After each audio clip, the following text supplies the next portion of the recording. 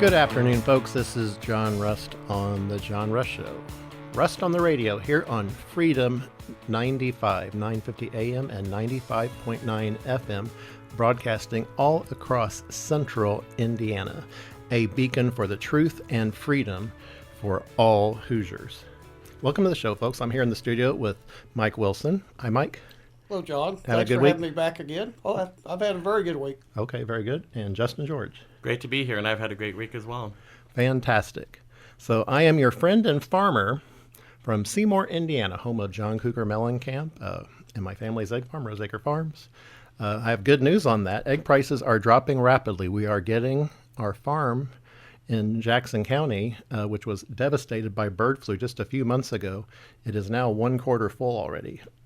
We are filling back as fast as we can with new pullets who are starting to lay eggs. The egg supply is coming back up, and so the price is dropping as a result.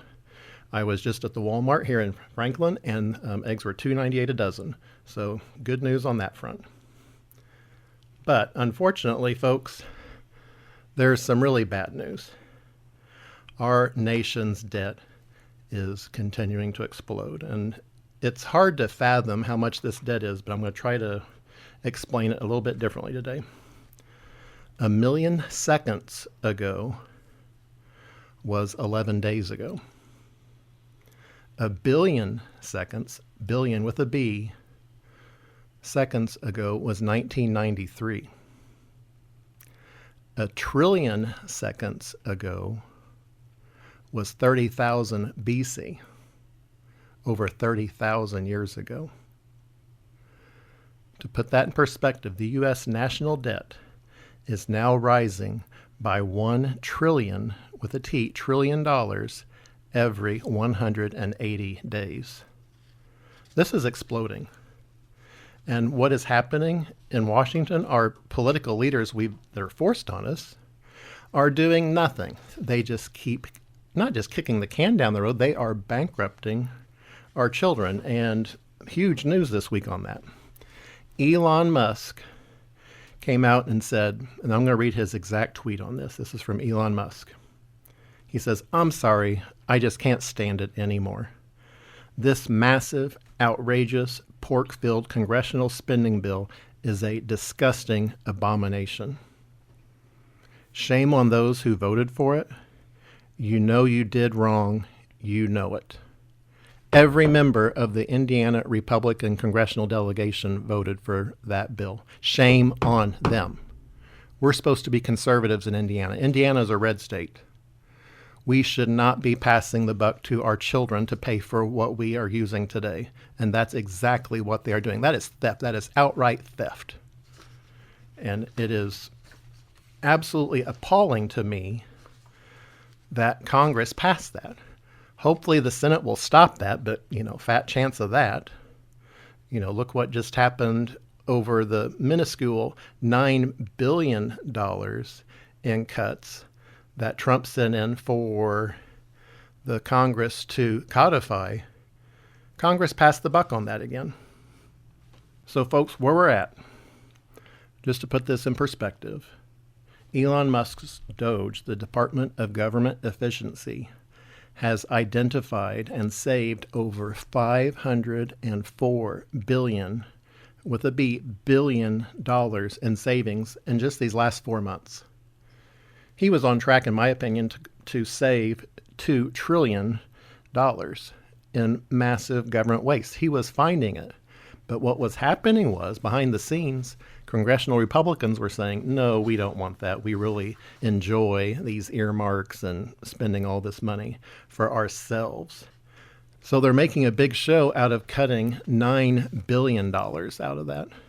You know what $9 billion out of $500 billion that Elon Musk identified in savings percentage-wise is? That's less than 2%. It's 0.018%. Not even 2% of the amount of money that Elon Musk has saved the United States will be codified by Congress. And they didn't even do that. What they did this past week, they said, well, no more votes. We were going to vote on it. Let's not. Let's take another day off.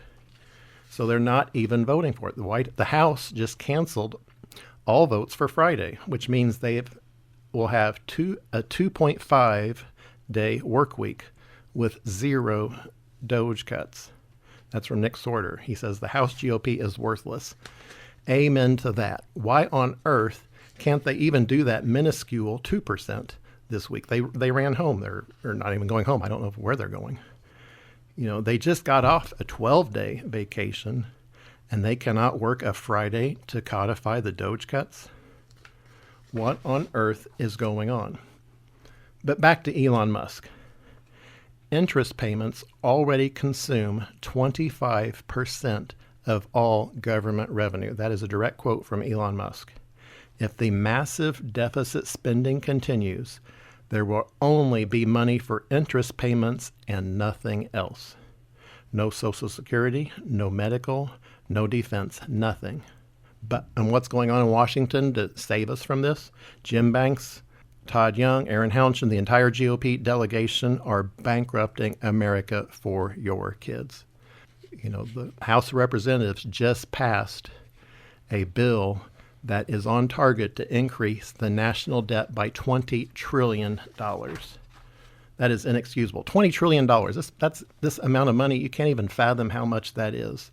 They refuse to enact the Doge cuts. If Elon Musk was given free rein to cut spending how he wanted to, we would be in a budget surplus this year. There would be absolutely no reason to even increase the debt ceiling. Instead, Congress, they just are, I hate using that term, kicking the can down the road, because it's so lackadaisical. It's not. They are kicking your kids in the head. That's what they're doing by having this massive debt. They are destroying the value of the dollar by continuing to increase our national spending for all this crazy stuff. The $50 million for condoms for Gaza. Why isn't that being codified as a cut? Instead, Congress is saying, no, that's fine. So 100 Hoosiers, a Hoosier taxpayer, by the way, on average, pays in federal taxes over $500,000 in federal taxes during their lifetime. That means 100 Hoosiers are going to have to work their entire lives, thanks to our Indiana GOP, thanks to Todd Young, Jim Banks, Aaron Houchin, the entire GOP delegation, refusing to cut that $50 million as a Doge cut. They've not done it. They need to do that. It is completely, what's the word, heartless to say, hey, Hoosier taxpayer, you've got to work your entire life to pay for condoms for Gaza? Over 100? That's not right. Elon Musk says this spending bill contains the largest debt increase in U.S. history. He calls it the debt slavery bill. If you look at what Rand Paul has to say about this, he says, while I oppose increasing the debt ceiling by $5 trillion, I enthusiastically support making the tax cuts permanent and could vote for the big, not yet beautiful bill if the debt ceiling were voted on separately. They just passed the no taxes on tips, and it passed unanimously. I believe in both the House and the Senate. Were there any no votes on that? I don't believe so. So don't tell me that you can't do this while having all this massive debt. And they're using it as an excuse. They're saying, well, you're not going to get these tax cuts extended, because they're really not tax cuts. They're just extending the present tax rates we have today, which are going to automatically go up. So it's not like you're going to be paying less taxes. They're just saying, okay, we're going to keep the tax rates where they are. Yeah, I'll tell you the real reason they didn't make those tax cuts permanent. They want to have a gun to your head and say, if you don't vote for us, we won't extend those tax cuts in the future. So they say, okay, every 5 years or every 6 years, you're going to have to vote for those tax cuts to be extended again and again. That's the real reason. And that's just wrong. That's something career politicians do. That's absolutely wrong. Back to this national debt. Listen to this. 10% of the national debt in one bill our government is out of control. That's how much the debt that they are working to pass this year increases. 10% of the entire national debt. And that's from 1776 to today, for over 249 years. What on earth is going on? Why can't Congress just simply enact the Doge cuts? It's not difficult if you don't want to really do it. That's the key there, folks. They really don't want to do it. Again, Doge has found $504 billion in tax cuts. You know, per taxpayer, that's $4,495 of savings for you as a taxpayer this year that Congress is just saying, nope, you don't get that cut. You're going to have that added to your kids' debt anyhow. When we come back, folks, we're going to get right back into this. This is John Rust on the John Rust Show on Freedom 95.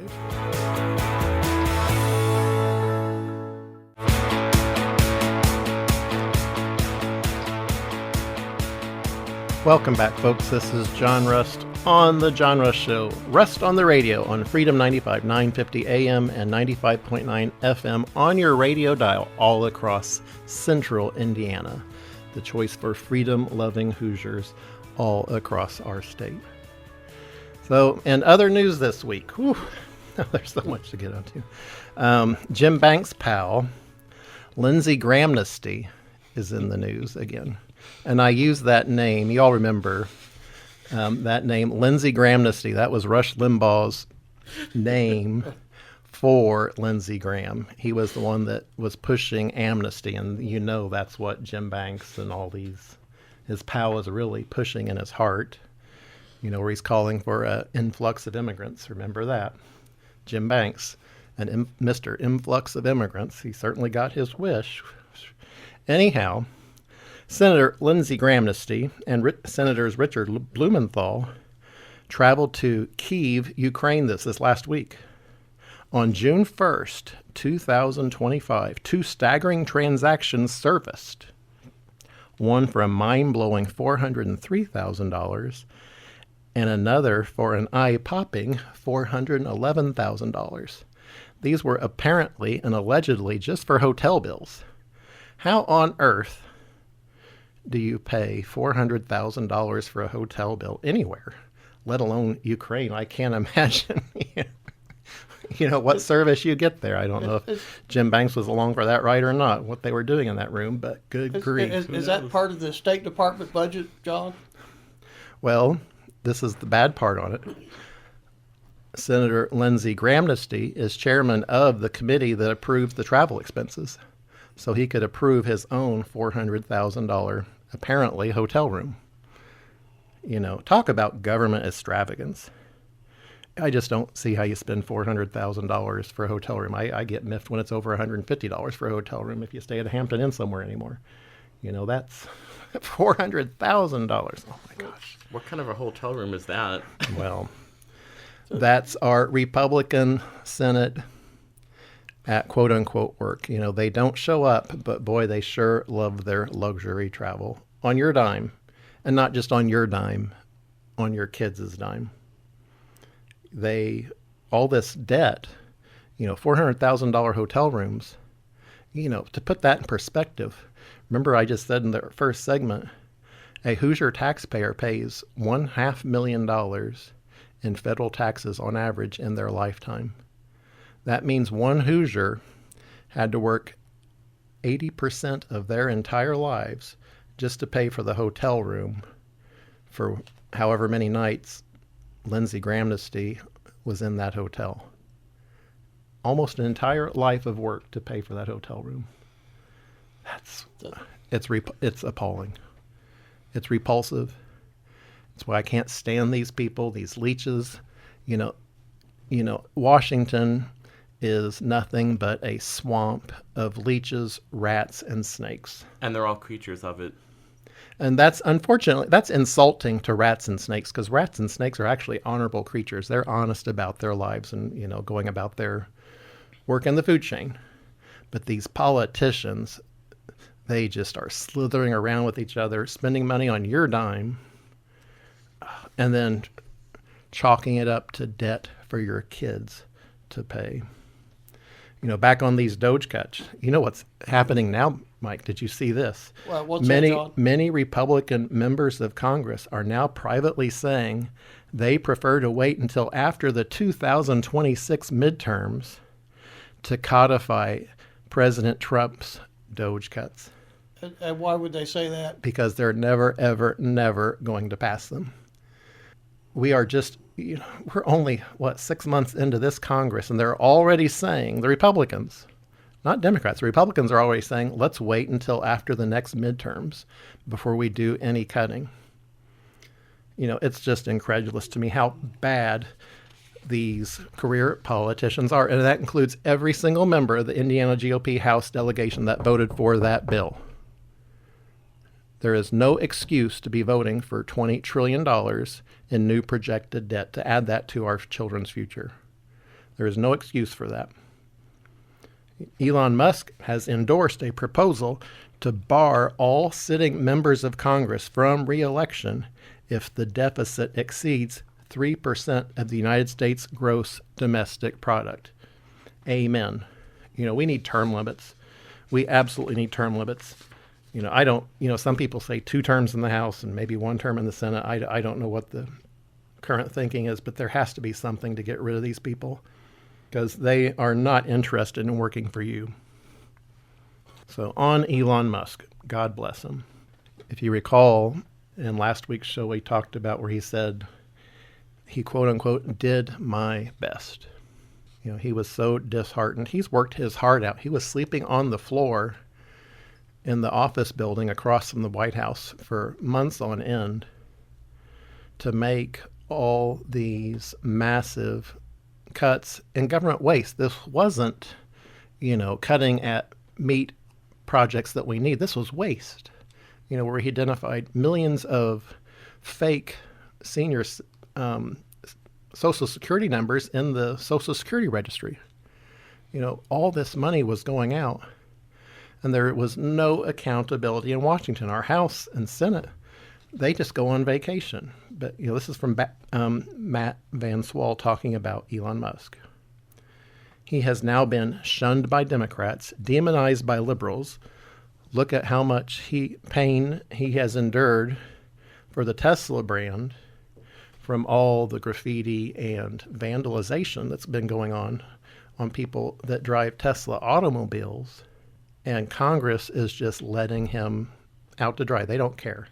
They don't give a rat's caboose about it. They don't care. But Elon Musk tried to save America anyway, even though he knew it would damage his brands and damage him financially. Look how much money he gave to help elect President Trump and the Republicans in Congress, and they screw him over like this. And Doge is massively popular. Massively. Doge is literally, this is from Matt Van Swall again, Doge is literally one of the most popular government initiatives in history. 73% of Americans say they support cutting government waste. 73%.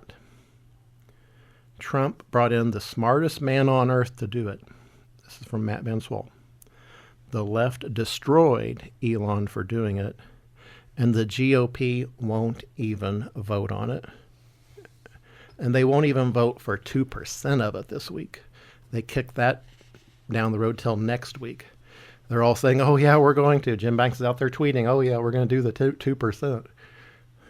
What hogwash. These people are absolute criminals. They only are interested in massive government spending and not doing their jobs and not showing up for work.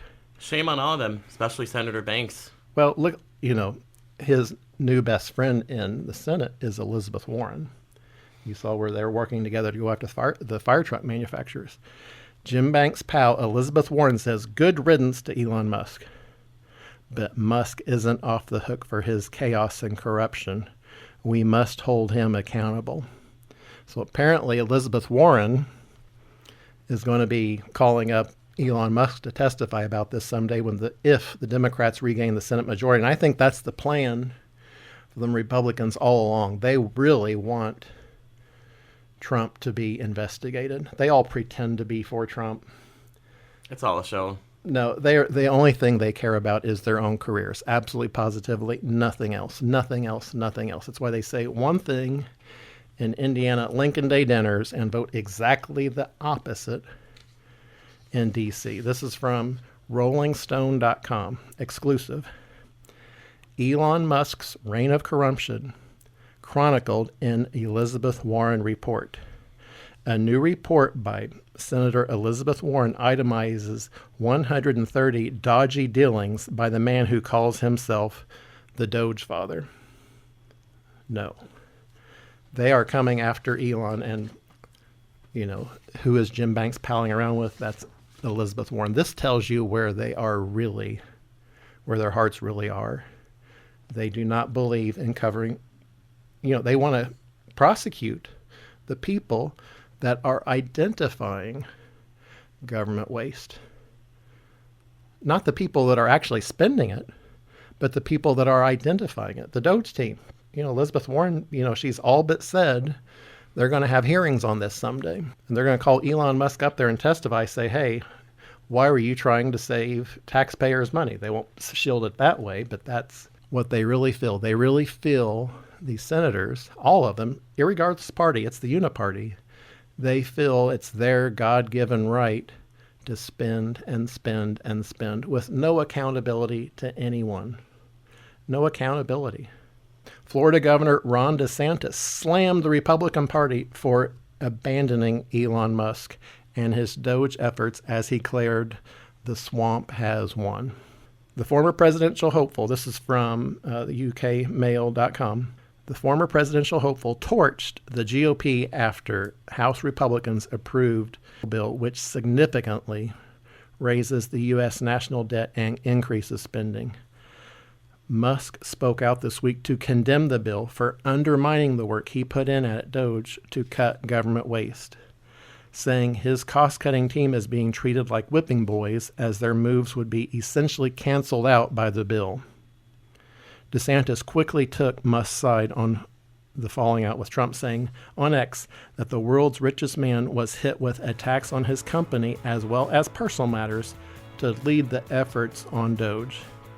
And Congress has just swiped that all aside and say, well, no, we're going to keep continuing funding things like U.S. aid. It is a direct betrayal of the voters who elected them. Folks, when we come back, we'll get right back into this. This is John Rust on The John Rust Show on Freedom 95.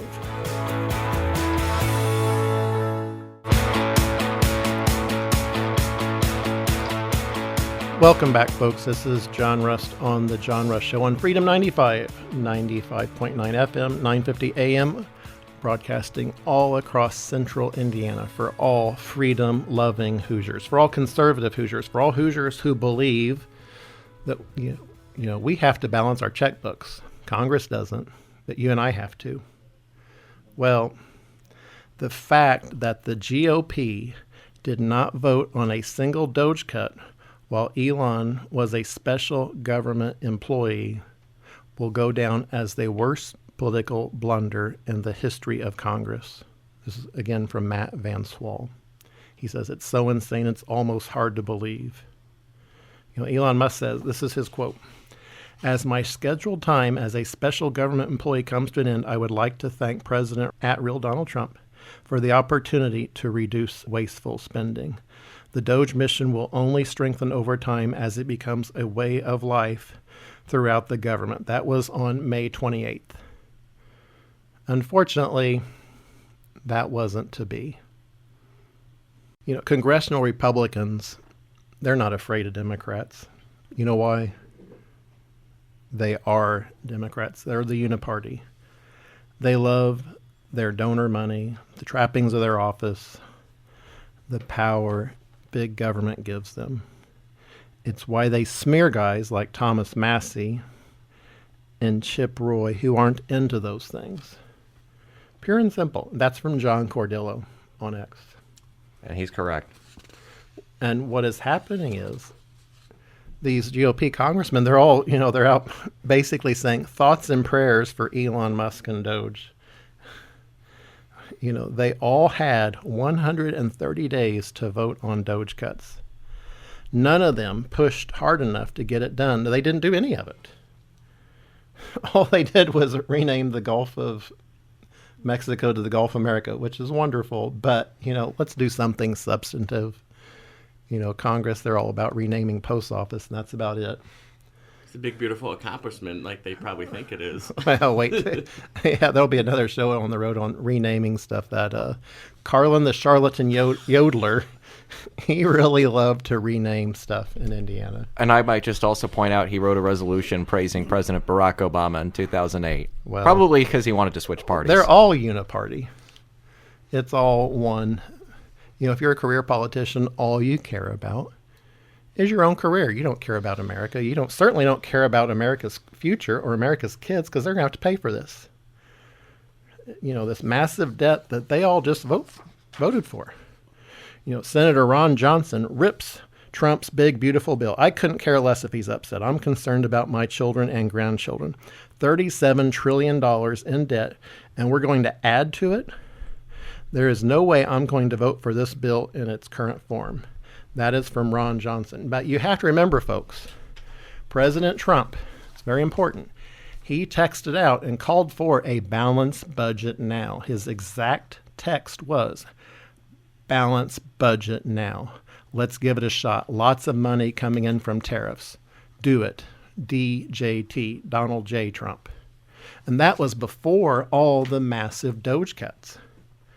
We were on a glide path to $2 trillion, with a T, trillion dollars in savings thanks to Elon Musk. We got up to $500 billion in savings, and Congress is now talking about maybe doing $9 billion with a B, which is less than 0.018% of what Elon Musk has found.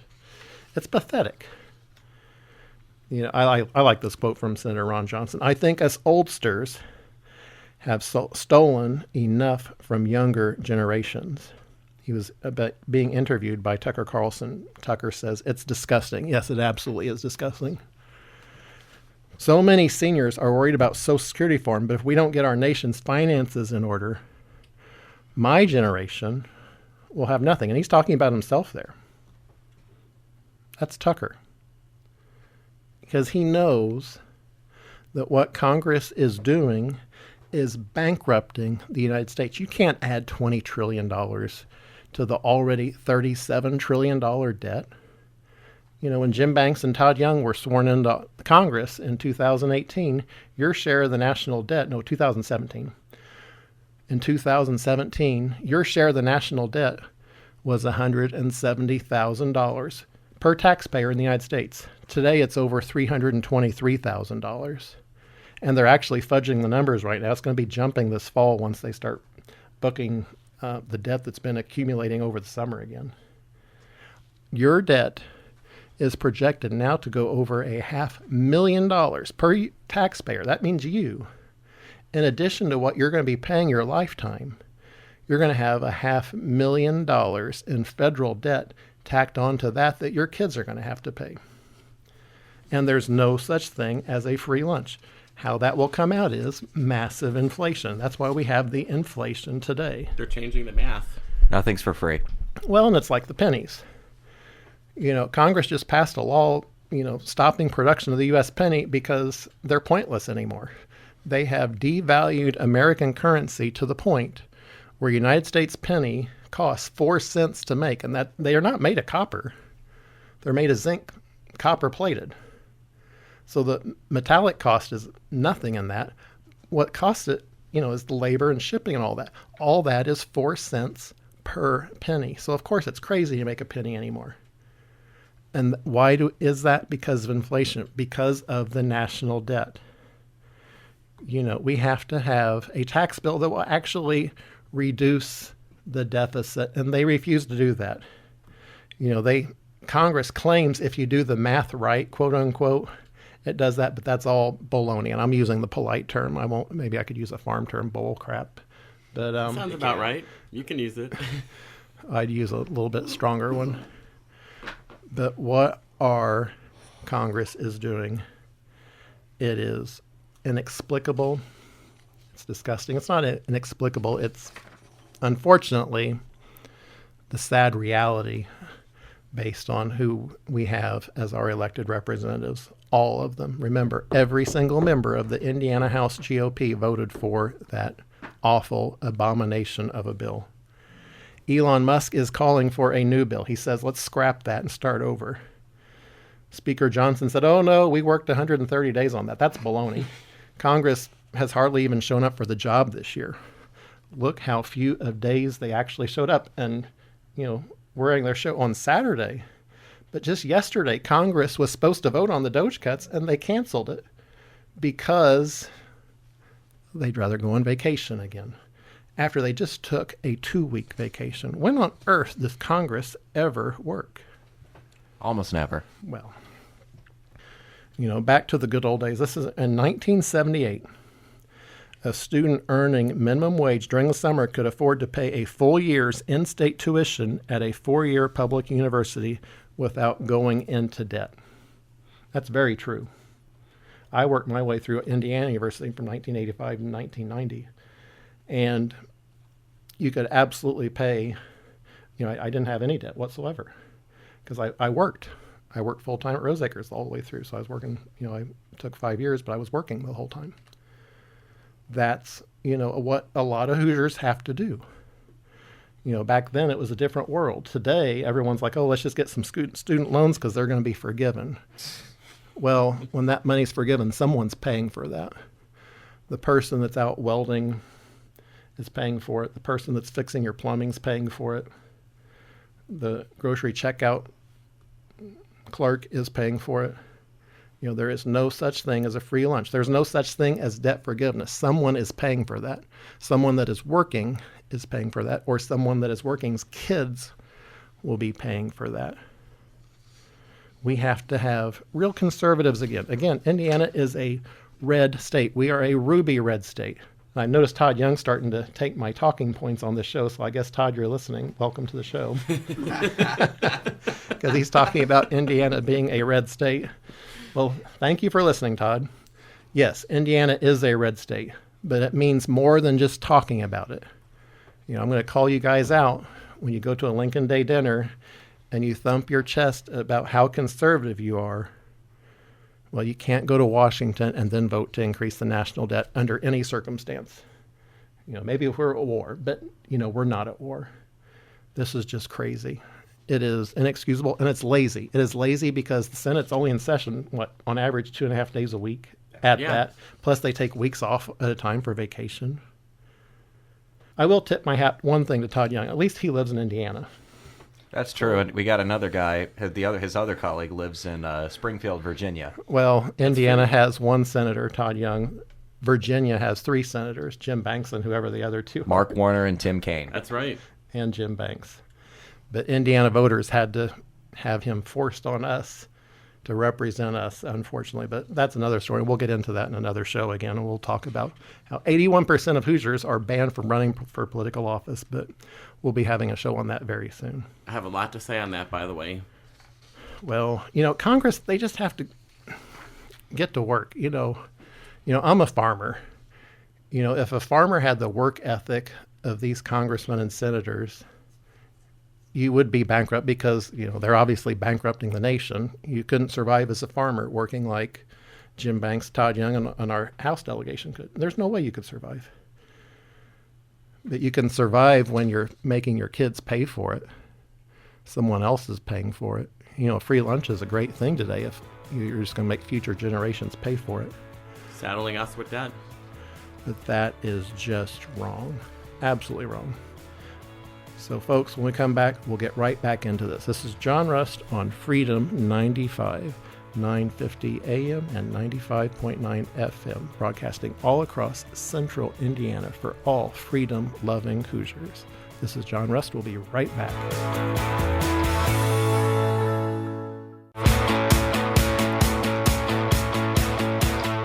Welcome back, folks. This is John Rust on The John Rust Show on Freedom 95, broadcasting across central Indiana on 950 AM and 95.9 FM for freedom-loving Hoosiers all across the Hoosier State. Welcome back. Joined in the studio with Mike Wilson, Aiden Marietta joining us. Thank you. And Justin George. Great to be here. So in Indiana news this past week, this is going to be a huge, massive issue. Here we go. We cannot have a moratorium on the death penalty in Indiana, but that's what the Indiana GOP is now pushing. No. So what's happened, folks? Mike Braun is saying he's not going to be ordering any more lethal injection medicine because it costs $400,000 per dose. And it has a shelf life. And so, that's very expensive. I understand that. So I think there's a simple solution to this. Yeah, John, didn't you mention the firing squad? Yes. You're pro gun. Well, I am very pro death penalty. The Bible says, go to the Old Testament, Leviticus, chapter 24, verses 17 through 22. It's an eye for an eye, a life for a life. We have to have real meaningful consequences for crime. Unfortunately, the Indiana GOP does not feel that way. And, I think some of them are going to speak up and say no, but you have, look at people like Todd Young and Jim Banks who voted for the First Step Act, which forgives, fentanyl dealers for their crimes and lets them out of prison early. No way. This is what pisses me off about them. They come here and they speak how evil fentanyl is. And Jim Banks and Todd Young voted for the bill that lets fentanyl dealers out of prison early. It's disgusting. And I just have to say, as a young conservative, the fact that these people, they say one thing and they do another. They don't value human life. They don't value human life. Oh, and you should see their ads on fentanyl. And, it's the most evil thing, and it's coming across the border, and we're going to stop it. But then they go and allow fentanyl dealers out of prison early. How many Hoosiers have died because of that? How many Hoosiers will die because of that? How many Americans have died because of that? Innocent lives that cannot be brought back. Well, if you do the crime, you have to do the time. Period. We cannot be soft on these criminals. And it gets back to the death penalty. Guess what, folks? It may be $400,000 for a lethal injection. That is crazy. I'd say, no, don't pay that. Bring back the firing squad. A bullet's $1 or less. Huge savings. So, folks, we just saved $399,000 per execution right here on this show. Yes. Something I think that's also important is the First Step Act actually oversteps our authority and actually killed the state's 3 strikes law, which was enacted in the 1990s. And that's important because, remember, the 1990s had a lot of crime. States like California, under Governor Pete Wilson, a conservative Republican, actually put in a law that said for repeat offenders, 3 strikes and you're out. Indiana did the same thing in the 90s. And my feeling is that we need to say, no, we don't care what the First Step Act says. 3 strikes and you're out. If we're not enforcing that law, we need to bring it back and strengthen it if we need to. Again, we have all these GOP senators from Indiana, and they say one thing here in the state, and they vote exactly the opposite in Washington, D.C., folks. And so, folks, if you're driving by or listening to this on your radio in your house, you're thinking, well, that's crazy. These guys are so conservative, they would never do that. But no. Oh, they would. Absolutely, unfortunately, our elected GOP congressmen and senators, in the case of Jim Banks and Todd Young, voted for the First Step Act, which absolutely releases fentanyl dealers from prison early based on certain guidelines. And that totally violates the concept of 3 strikes and you're out. If you there's just no recovering from that. I'm sorry. Fentanyl is a bad, bad drug. This isn't, something to be taken lightly. And they're off letting them out scot-free. But back on this moratorium. So Governor Braun, absolutely, we have to keep the death penalty in Indiana. Let's not have a moratorium. Hoosiers, again, this is a red state. This is a conservative state. We believe if you do the crime, you have to do the time. Plain and simple. It's not complicated.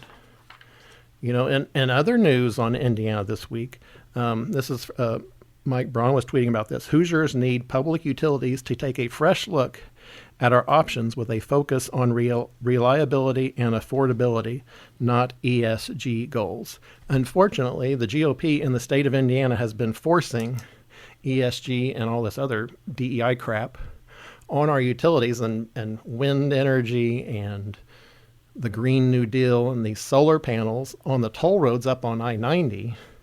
Good grief. We don't need all this expensive energy forced on us when there is an obvious alternative. And it's not, a lot of people talk about nuclear power. Yeah, that's great. But I would caution on that. Watch the movie Chernobyl. It's on Amazon Prime. I highly recommend it. It is a great miniseries. And it shows you exactly what happens when the state runs a nuclear reactor.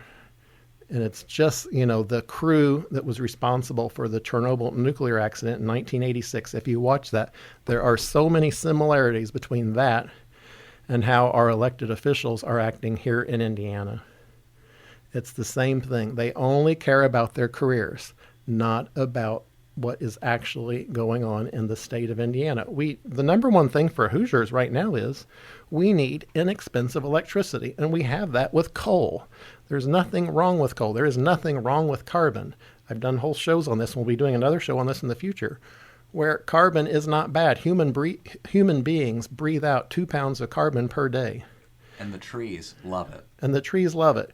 But the Indiana GOP, unfortunately, has bought into this thing that carbon is bad, and they want to talk about carbon sequestration. Erin Houchin, she was worried that the big, beautiful bill, quote unquote, which Elon Musk correctly terms an abomination, keeps funding for carbon sequestration. That's absolutely hogwash. We do not need that. We need to have clean coal burning clean energy for the state of Indiana inexpensively. China is still building today 2 new coal-powered power plants every single week.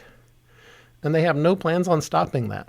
They're going to keep going. So Indiana, we should absolutely be building new coal-powered plants. We shouldn't be shutting them down. There are 2 coal-powered plants right now in southwestern Indiana that they are shutting down early, folks, before their service life is out, to meet carbon goals imposed, I guess, by the state of Indiana. I don't know who's doing that, but it is crazy. Why on earth would we be shutting down a coal-powered plant in the state of Indiana that still has years of service life on it? And it costs a lot of money to shut it down early, too. Well, I was talking about this with Ethan Hatcher, and he was bringing this up. Coal-powered plants today are not what people think of when you think of coal-powered plants. All you see is harmless water vapor emitting from the stacks. They are not belching smoke whatsoever. They are very, very, very clean. Clean coal is not a misnomer. Instead, we are getting all this wind and solar energy pushed on us, and that is very expensive. So this is from WRTV Indianapolis. AES Indiana, that's a utility here, seeks a rate review that may lead to higher electric rates. If approved, customers will see a 7.5% increase in the second quarter of 2026 and another 6% increase in January of 2027. So this guy named the Hunter on X says, so I guess these miles and miles of solar fields are having no effect on our electric bills except to increase them? ? Yes, absolutely. Green energy is extremely expensive. Green energy is extremely unreliable. We have to keep our coal plants going. No, folks, we have to have real energy. We have to have solid energy, but we don't have that today. We have a power grid in the state of Indiana that's under attack right now from all these green energy activists. No, we need to have real power. Once again, I want to close with my father's favorite Bible verse, Psalm 118, verse 24. This is the day the Lord has made. Let us rejoice and be glad in it. Folks, thanks so much for listening. This is John Rust. I'll see you all again next week on the radio and on podcasts. Be sure to look for me on Spotify, YouTube, iHeartRadio, and on Amazon and Apple Podcasts. This is John Rust signing off. Thank you so much.